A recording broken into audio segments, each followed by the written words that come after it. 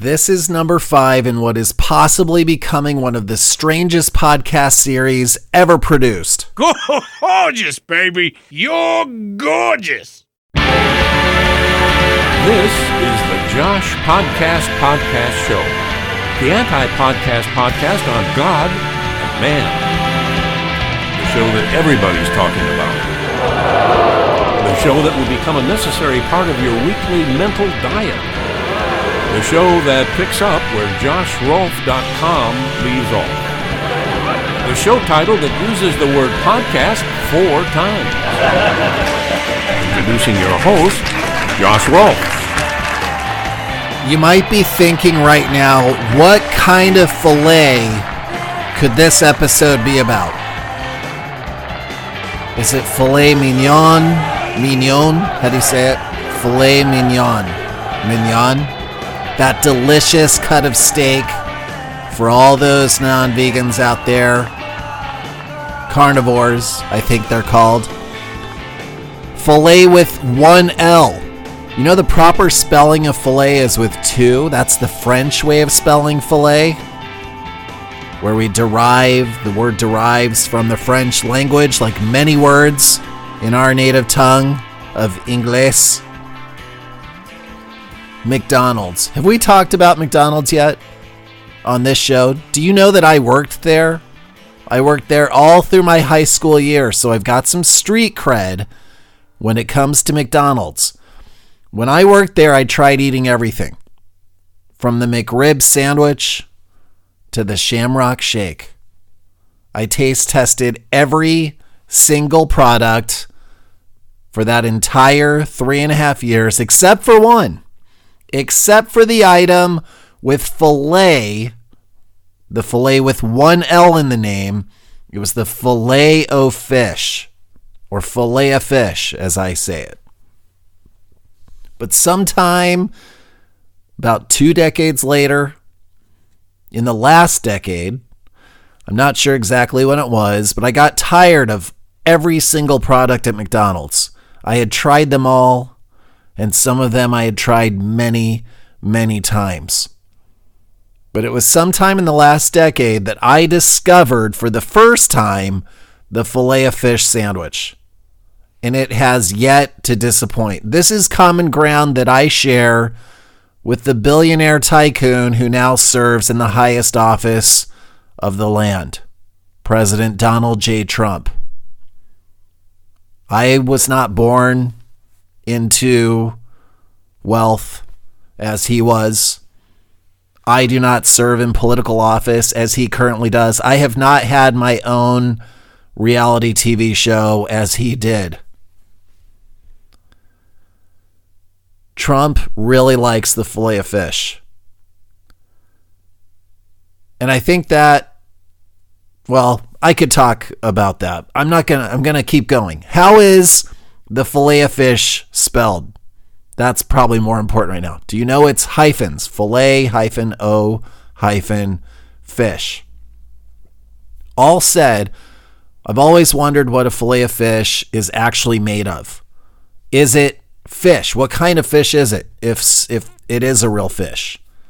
Is it bass? Is it halibut? I know it's not salmon. Is it trout or cod? Something else cobbled together pretending to taste like fish.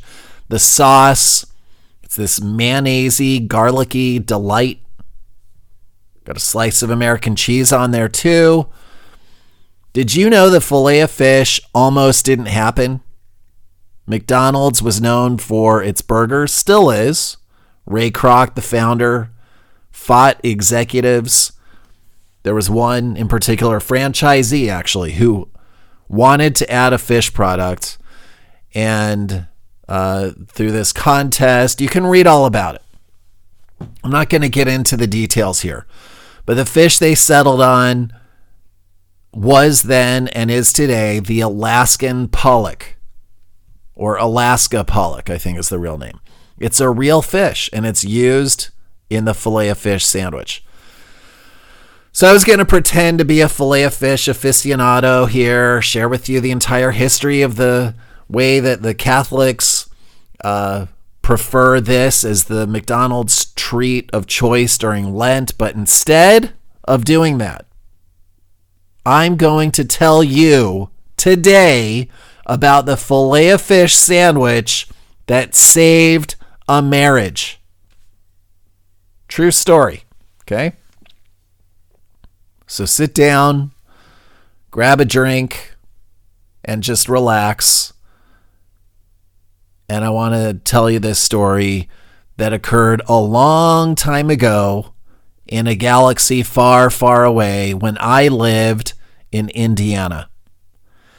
And it was there that I came across a couple that was going through hard times.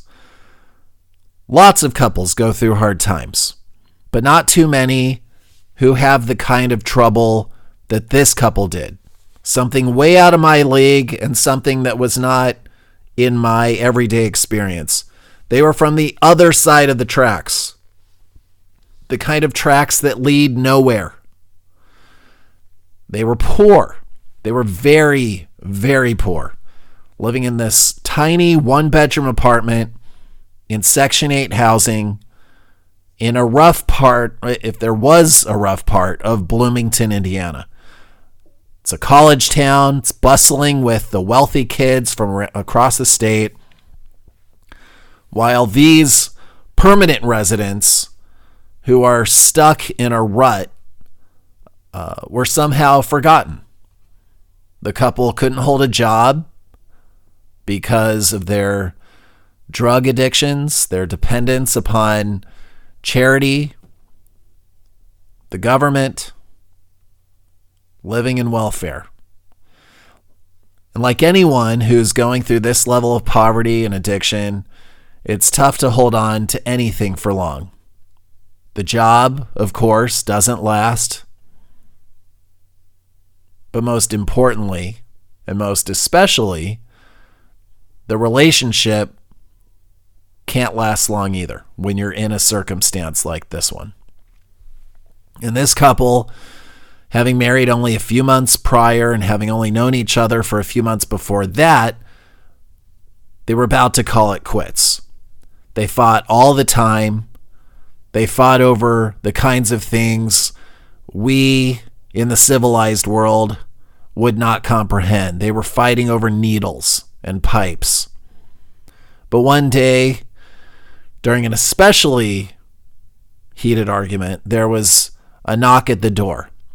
And when I say one day, it wasn't really during the day. It was at night, very late at night, the time of night when no one should be knocking on anyone's door.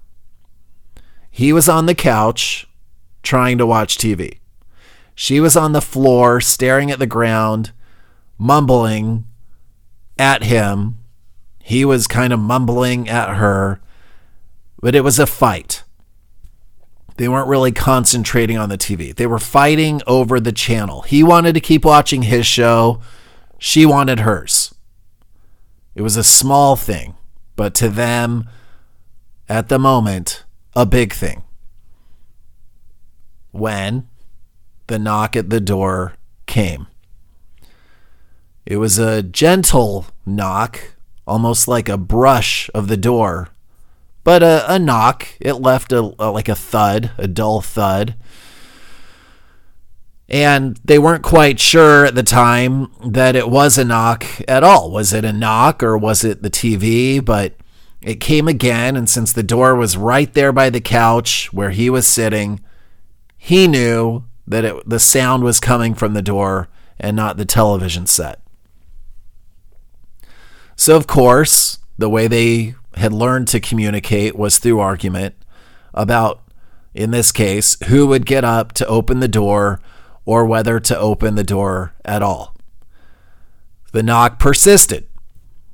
She was swearing every vulgarity at him to open the door, and so finally he got up to do it. He pulled himself from the couch, a thing that was incredibly difficult, harder to do than it sounds, and kind of shuffled his legs toward the door.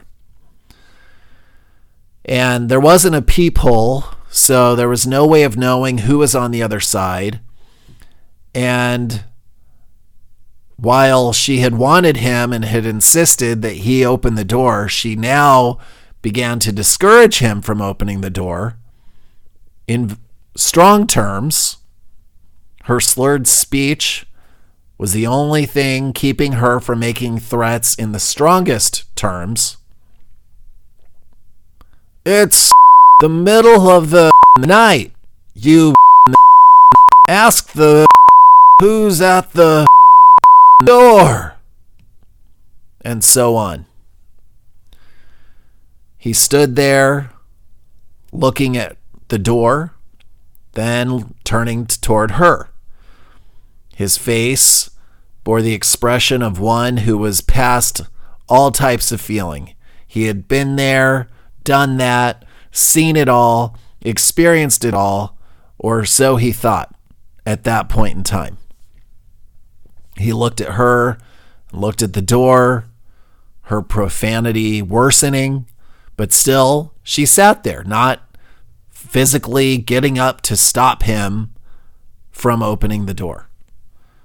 So he reached for the door handle and swung the door open wide, the door blocking her view of the outside. When the man opened the door, what he saw in front of him was a fillet of fish. A life-size, as in about 6 feet tall, fillet of fish sandwich. The kind made at McDonald's. The only kind of fillet of fish there is. What he saw in front of him absolutely confounded him. He tilted his head ever so slightly, but his eyes were turned toward the thing, squinting a little, furrowed the brow, had a look partly of confusion, partly of bewilderment, partly of pain, partly of joy. His wife, who couldn't see what was going on or who was there, was not amused. She sat there, and after only about 5 seconds, she asked, "Who's there? Who's at the door?" The man inspected the fillet of fish sandwich. There were no eyes, mouth, ears, or nose. There were no appendages except for the 4 corners of the breaded fish patty protruding from each side, as it stood on its side, making each side appear like 2 arms and 2 legs. He knew it wasn't a costume because the fish not only looked like the real thing, it had the aroma of the real thing. The shiny bread bun, the cheese, the garlicky scent of the special filet of fish sauce. It was all very familiar to him. He hadn't been hungry, but the scent of this giant sandwich made his stomach rumble ever so slightly. She was hell-bent at learning who was at the door, but still couldn't get up. Her body was nearly paralyzed from her deeply intoxicated state. Her only possible bodily movement, as you've already witnessed, was her mouth and voice, which all worked together very well except for the slight slur. After a little more studying, not fazed by her obscenities, he finally turned to her and said, "Honey, it's a fillet of fish." She raised her eyebrows, proving she could move more than just her mouth, but she was speechless. "It's a giant fillet of fish," he said. She, at this point, desperately wanted to get up to see for herself, but could not move. He didn't ask her to. He looked the sandwich up and down and said, "Come in." And this is where the story gets even more strange, because just then, the fillet of fish turned sideways and then proceeded to glide right through the door, still perfectly upright, even leaving a thin trail or residue of fillet of fish sauce underneath it. The man moved backward to allow it to come in. And it was at this point that his wife saw for herself the giant Filet-O-Fish sandwich making its way toward the couch, where it soon sat or leaned back, propped up against the edge of about 2 full seat cushions. She was incredulous, but you could tell she had some questions. We're just tripping, and that's what this is right here. He was still standing at the door. But I'm not tripping. I'm just a little drunk, he said. You're tripping on don't know what you're seeing right now, babe. I'm seeing a she then said. I'm seeing a Filet-O-Fish. We're seeing the same thing, he told her. We both heard the door knock. We're both seeing it. So this is really happening, babe. It's really happening. And that is the end of The Filet Part 1. For the rest of the story, you've got to wait until next week. And until then, I wish you the very best. You know how this story ends. The marriage does get saved. So you may want to listen just to see how exactly this fish saves their marriage. To thoroughly enjoy the story, though, here's a homework assignment. If you eat fish and you eat McDonald's, and even if you do none of those things, will you order a Filet-O-Fish sandwich before listening to Part 2? Thank you for listening to the Josh Podcast Show, the anti-podcast podcast on God and man. For more information, visit joshpodcast.com. Follow Josh on Twitter at Josh Rolfe. That's Rolfe, R-O-L-P as in podcast, H. Now go and have the best day and night ever. And have fun.